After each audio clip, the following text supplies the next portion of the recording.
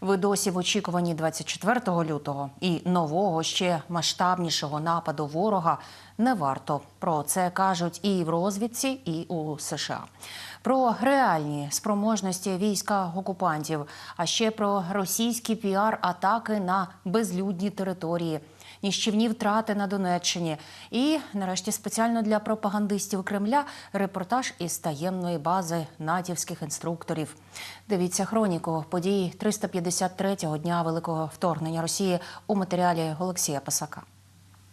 Чекаєте великого наступу окупантів? Він уже розпочався. 24 лютого 2022 року у Головному управлінні розвідки наголосили, ворог не має сил, щоб іще більш повномасштабно атакувати Україну до роковин свого вторгнення. На цьому в коментарі виданню «Київпост» наголосив представник ГУРу Андрій Черняк. Водночас у Білому домі заявляють, що Кремль нині намагається виснажити ЗСУ і накопичити сили для атаки навесні. Утім, з огляду на рівень російського командування, і ця задача може виявитися для ворога недосяжною. За даними моніторингової групи «Орікс», лише за 3 дні поблизу Вугледару та Авдіївки окупанти втратили понад 100 одиниць техніки, із них 36 – це танки. Росіяни намагаються звітувати про наявність у них якоїсь кількості техніки. Як бачимо, в тому числі за прикладами Вугледару, як тільки ця техніка збирається навіть у невеликій кількості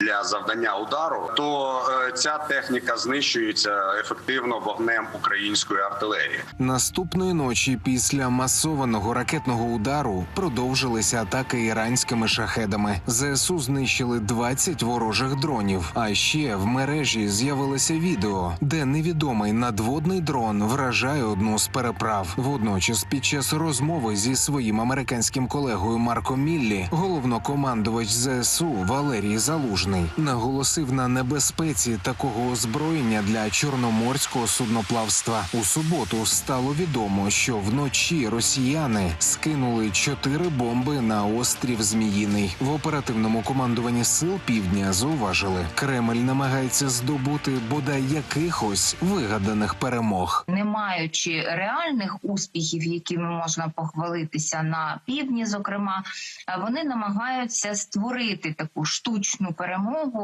для себе, для своїх наративів, для своєї пропаганди, зокрема. Що бомбили? Те, що позалишали, те, на що не вистачило рук, коли вони демонстрували той самий жест доброї волі і втікали з того острова. Минулої доби маємо новий рекорд з утилізації російського біосміття. Чорні пакети замість одностроїв приміряли ще понад 1100 окупантів. Також знищено ще 9 танків і 3 бойові броньовані машини, 19 артилерійських систем, 3 одиниці спецтехніки та 8 одиниць автомобільної техніки. Підбито ще 1 комплекс ППО, 61 крилату ракету та 27 безпілотників.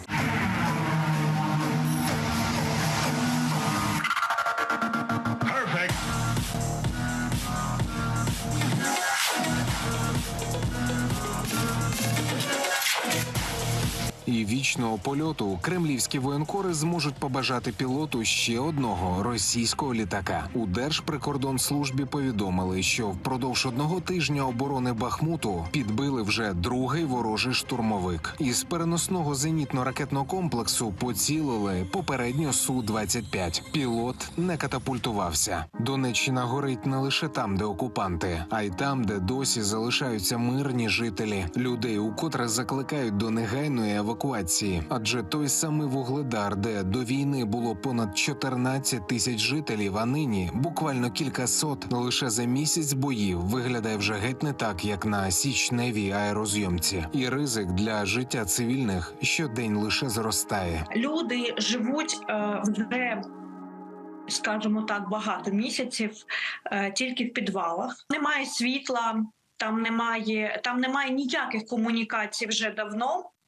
І останній тиждень там ескалація збройного конфлікту, постійні наступи ворога, тому і у нас з евакуацією стає все складніше. Щоби порятунку не потребували інші вільні міста, потрібен надійний захист. І у цьому Україні на всіх рівнях допомагають наші союзники. The Trident Defense – тренувальна ініціатива, заснована колишнім британським військовослужбовцем Деніелом Рідлі. Він об'єднав колишніх бійців із Великої Британії, США, Австралії та країн НАТО, які тепер стали інструкторами для майбутніх українських захисників. У таємній тренувальній базі на Харківщині навчають як тероборонівців, так і прикордонників, нацгвардійців, волонтерів та цивільних. As we practice, you'll be all right. Scan forward, and then I'm also looking right around me like this. Я сканую весь периметр мін, розтяжок. У нас не так багато часу на ці навчання, не так багато часу, аби зробити їх професійними солдатами. Але у нас є достатньо часу, щоб дати навички порятунку життя і покращити можливість уціліти та врятувати людей довкола. Чесно кажучи, доволі важко, тому що це для мене все в новинку. Бо якби я, коли отримав звання, це було ще під час проходження військової кафедри, тобто доволі давно. З тих пір я не служив. Ми ж зараз переходимо на натовські стандарти у ускореному режимі, скажімо так. Все приходиться освоювати дуже швидко. Один із інструкторів – колишній американський морпіг, якого всі знають лише за іменем Джек. Він не показує свого обличчя і має коротку відповідь на питання. Як саме переконав власну родину, що має стати безпосереднім учасником опору російській агресії та полишити спокійне життя в США. Ну, сьогодні це Україна, а завтра вже всі інші. Олексій Пасак, 5 канал.